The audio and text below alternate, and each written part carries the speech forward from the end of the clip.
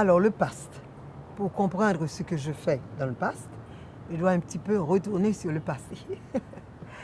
Alors, PAST et passé, bon, je dis toujours que c'est un mot qui résonne comme un passé toujours présent, puisque c'est sur le passé que nous allons construire, c'est sur ce socle que nous construisons notre avenir. Alors, je suis une architecte, j'ai étudié d'abord en Haïti, puis j'ai fait une spécialité en Hollande en logements sociaux.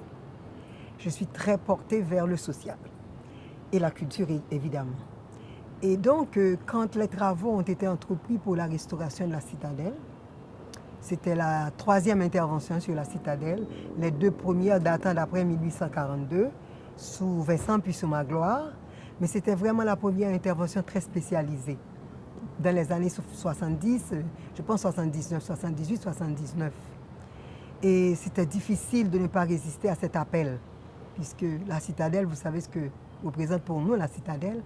Donc j'ai d'abord été curieuse d'aller voir ce qui se passait sur le chantier. Et j'ai été happée, tout simplement. Et voilà comment a commencé mon aventure avec le patrimoine. Dans ce projet de restauration, il y avait aussi des chantiers écoles. Et j'ai commencé ma formation en patrimoine dans ces chantiers écoles. Et donc, ça nous mène au PAST maintenant. Alors, P-A-S-T, très bien choisi, puisque PAST veut dire passer en anglais. Et ce projet est un projet qui concerne le patrimoine, mais pas essentiellement le patrimoine, parce que le PAST est un projet plus large qui touche des travaux dans certaines villes du Nord, notamment le Cap-Haïtien, qui concerne aussi le tourisme, ce qu'on appelle le tourisme inclusif, etc. C'est un projet qui a plusieurs volets. Cependant, l'un des volets, justement, c'est la préservation du patrimoine. Ça me ramène à l'acronyme HOMOPAST, qui veut dire projet de préservation du patrimoine et d'appui au secteur touristique. Donc voilà, dans ce grand projet, il y a un volet donc qui touche spécifiquement le patrimoine. Et pas n'importe quel patrimoine. Le site haïtien, le seul qui soit classé, alors disons qu'il soit inscrit sur la liste du patrimoine mondial. Donc cette inscription se fait par le Centre du patrimoine mondial qui se trouve à l'UNESCO et se fait à partir de critères. Je citerai seulement 3 critères: la valeur universelle, exceptionnelle de ce site, son authenticité, son identité. Alors, ces critères-là ont permis justement de placer le site sur la liste du patrimoine mondial. Et je dirais aussi que parler du parc national historique, donc le PAST, est particulièrement tourné vers le parc national historique Citadelle Sans Souci Ramier. Et je vais insister un petit peu sur le parc, parce que dès qu'on dit citadelle, on oublie tout le reste. Bon, là, j'ai dit citadelle, on a oublié le reste, je suis sûre. Or, le site qui est classé, c'est un territoire en fait, un territoire de 25 km² qui comprend les trois grands monuments, le Palais Sans Souci, la citadelle et le site des Ramiers. Et le parc, en même temps, il y a des gens qui vivent aussi dans le parc. Donc le parc, c'est aussi son environnement. Donc il y a la dimension humaine, puisqu'il y a des gens qui vivent dans le parc, puis il y a l'environnement. Et justement, dans notre projet dont on va parler là un petit peu, et on a fait tout un relevé, tout un inventaire de la biodiversité. Je vous dis en passant que le plus grand boa de toute l'île d'Haïti se trouve dans le parc national historique. C'est intéressant à savoir. Les perruches que vous voyez là sur les trottoirs qu'on vend, il y en a beaucoup qui sont prises, capturées dans le parc. Et notre spécialiste en biodiversité faunique nous a fait savoir que les perruches devenaient de plus en plus rares au parc. Donc, il faut qu'on protège tout cela, parce qu'on ne peut pas seulement protéger les monuments. Les monuments se trouvent justement dans un écrin, dans un environnement. Il faut protéger le tout. C'est un projet qui a commencé en 2015. L'assistance technique, tout le PAST, mais aussi l'assistance technique de l'UNESCO, qui est partie du PAST. Qui est une partie du PAST.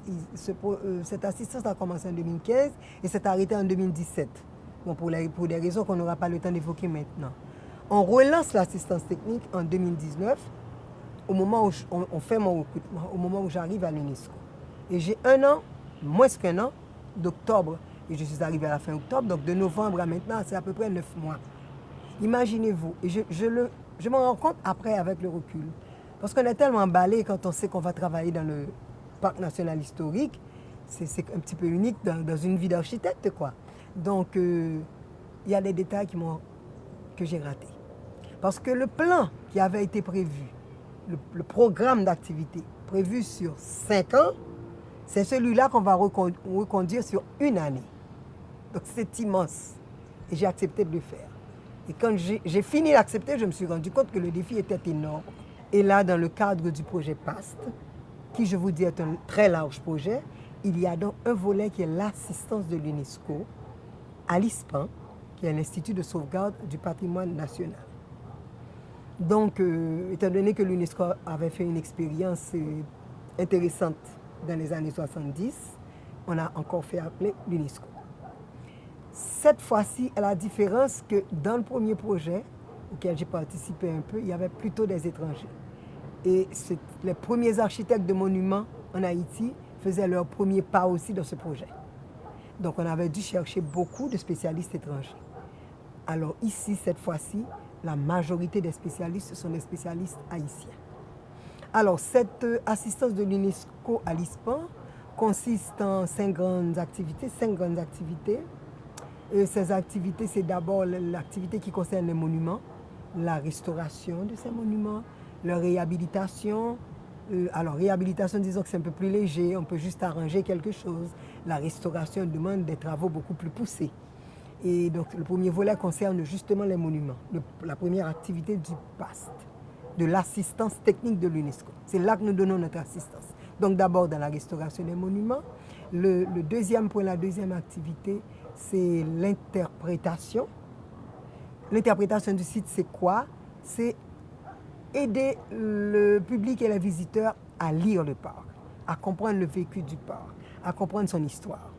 On peut le faire de plusieurs manières, par des expositions, l'aménagement muséographique de telle ou telle salle, mais aussi des petites scénettes, en fait toute une scénographie pour, par exemple, montrer les costumes d'époque, puisque vous savez, le palais du roi, c'est intéressant.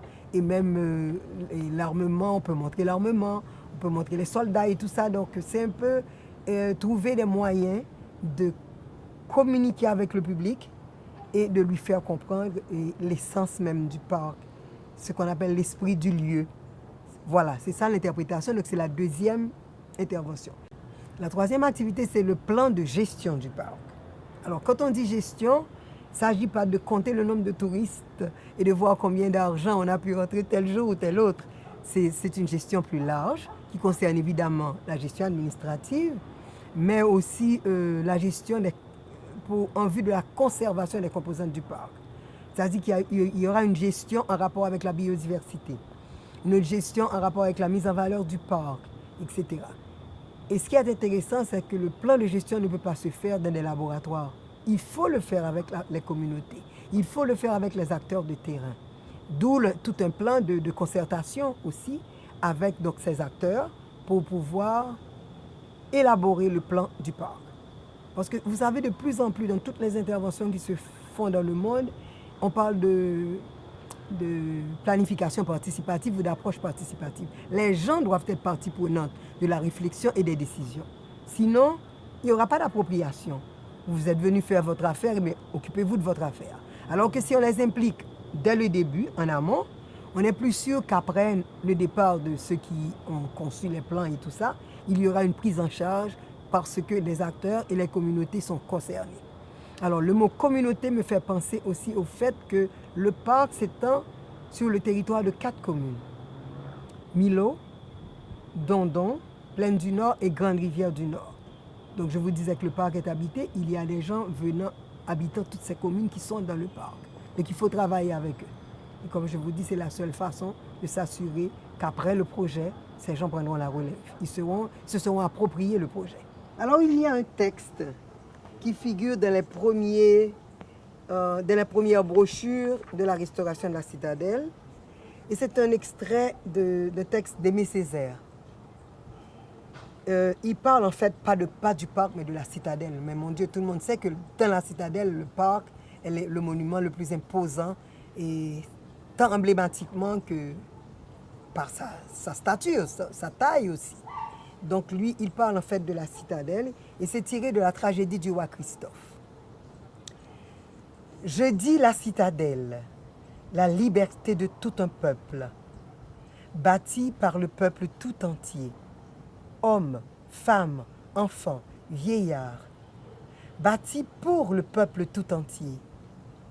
Voyez sa tête dans les nuages, ses pieds creusent l'abîme, ses bouches crachent la mitraille, jusqu'au large des mers, jusqu'au fond des vallées. C'est une ville, une forteresse, un lourd cuirassé de pierre. À ce peuple qu'on voulut à genoux, il fallait un monument qui le mit debout. Le voici, surgit, vigie. Regardez, il vit, il corne dans le brouillard, il s'allume dans la nuit.